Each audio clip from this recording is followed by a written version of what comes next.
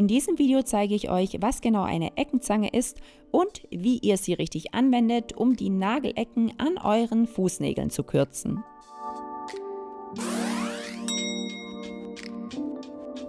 Hier sieht man jetzt, wie ich die Fußnägel schon mal gekürzt habe. Ich habe die Nagelecken aber noch nicht bearbeitet.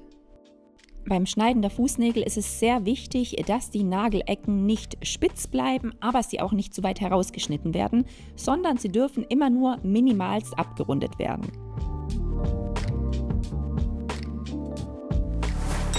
Zuallererst zeige ich euch jetzt, wie man die Eckenzange denn überhaupt richtig in der Hand hält. Es ist nämlich sehr wichtig, dass sie gut, sicher und auch fest in der Hand liegt, denn nur so kann ich mit ihr einen richtigen, akkuraten Nagelschnitt setzen, ohne dass die Gefahr besteht, dass sie mir aus der Hand rutscht und ich eventuell eine Verletzung setze. Wie man hier sehr gut sehen kann, hat die Eckenzange eine Federung. Diese Federung bewirkt, dass die Zange nach jedem Schnitt wieder von selbst aufspringt. Ich muss die Zange also nicht selber öffnen, sondern sie springt wieder auf und ich kann direkt beim nächsten Nagel bzw. bei der nächsten Nagelecke ansetzen und diese dann kürzen.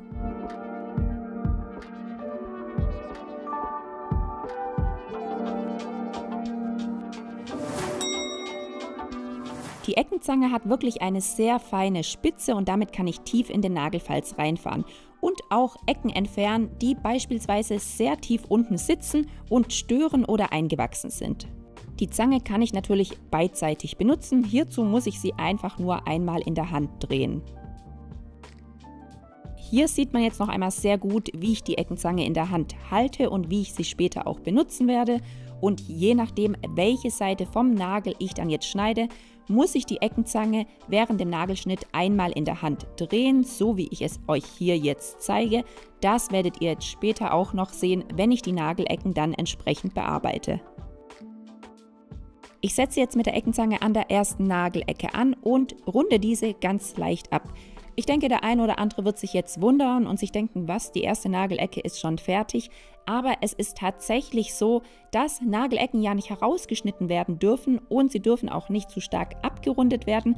Warum das so ist, das erkläre ich euch später nochmal im Video, also bleibt unbedingt bis zum Schluss dran.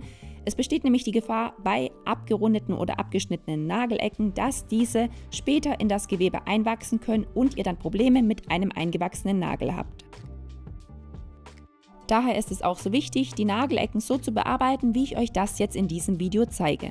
Die Ecke darf nicht herausgeschnitten werden, aber es darf auch keine spitze Ecke stehen gelassen werden, denn diese Ecke kann natürlich auch wiederum in den Nagelfalz drücken, einwachsen und hier dann auch zu Problemen führen.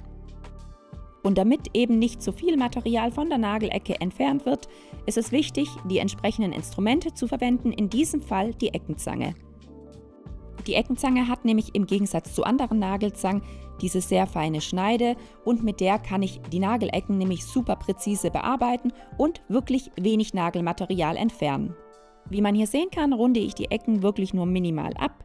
Man kann fast gar nicht von einem Schneiden sprechen, denn ich schneide oder kürze die Ecken ja gar nicht. Die Nagelform wird gar nicht verändert zu dem, wie sie jetzt vorher war, als ich die Nägel gekürzt hatte.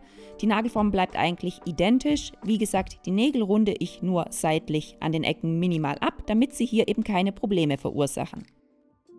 Das Drehen der Eckenzange in der Hand geht, wenn man es dann mal geübt ist, wie man hier sehen kann, ziemlich schnell, so dass ich die Ecken dann gut beidseitig bearbeiten kann.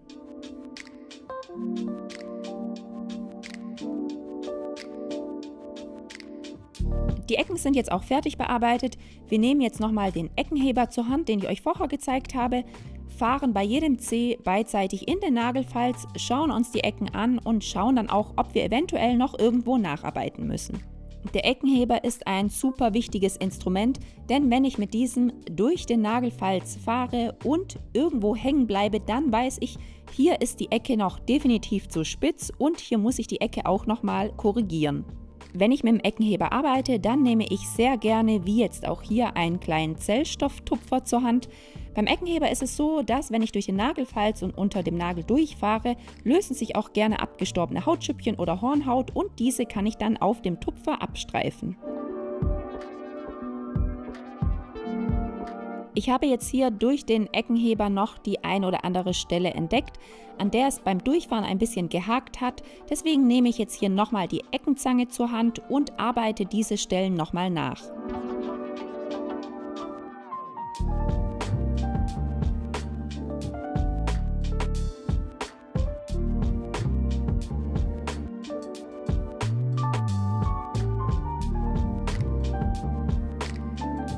Nachdem ich die Nagelecken nochmal korrigiert habe, nehme ich wieder den Eckenheber und prüfe nochmals nach, ob ich jetzt hier gut durchkomme.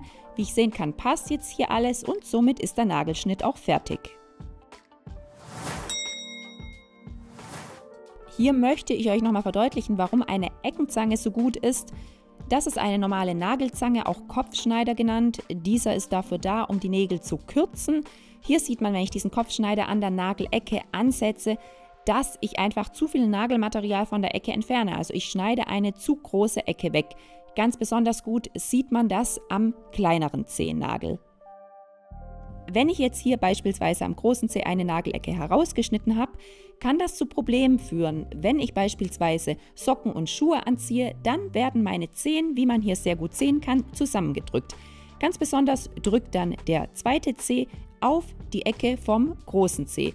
Wenn hier eine Ecke herausgeschnitten worden ist, kann es passieren, wenn sie vorwächst, dass sie in das Zehengewebe einwächst, weil der zweite Zeh ja dagegen drückt. Ein weiterer Grund, warum man die Nagelecken nicht herausschneiden sollte, ist der, dass unser Zehennagel dafür gedacht ist, um unseren Zeh zu schützen. Wenn jetzt allerdings die Ecken fehlen und wir auf unserem Fuß stehen, dann ist es so, dass das Zehengewölbe, wie man hier sehen kann, sich hochwölben kann. Der Nagel, wenn er dann vorwächst, kann genau in dieses hochgewölbte Zehengewebe einwachsen. Deswegen ist es so wichtig, die Nagelecken nicht herauszuschneiden, sondern eben nur leicht abzurunden. Und dazu ist die Eckenzange mit ihrer dünnen, schlanken Form einfach super geeignet. Zum Abschluss kommen jetzt noch ein paar Tipps und Hinweise zur Anwendung mit der Eckenzange. Wie ihr gesehen habt, hat die Eckenzange eine sehr, sehr feine Spitze und ihr kommt damit wirklich optimal in den Nagelfalz. Also ganz anders als bei einer Nagelzange bzw. bei einem Kopfschneider. Hier besteht einfach die Gefahr, dass zu viel Nagelmaterial beim Schneiden entfernt wird. Warum es so wichtig ist, dass man keine Nagelecken herausschneidet, habe ich euch während diesem Video ja auch schon erklärt. Es ist einfach so, dass wenn ihr eine Nagelecke herausschneidet oder auch der Nagel an sich zu kurz geschnitten ist und wir dann auf unseren Füßen stehen, einfach von unserem Körpergewicht so viel Druck auf unsere Füße gelagert wird, dass sich dann das Zehengewebe bzw. vorne das Gewölbe hochdrücken kann, wenn es eben vom Nagel nicht heruntergedrückt wird.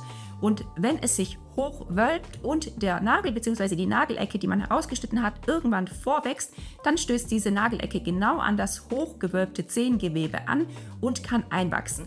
Deswegen ist es so wichtig, nicht zu viel Nagelmaterial zu entfernen, keine Ecken rauszuschneiden, sondern wirklich nur minimalst abzurunden. Wo ihr die Eckenzangen kaufen könnt, das habe ich euch unterhalb von diesem Video in der Videobeschreibung verlinkt, also klickt euch da gerne mal rein.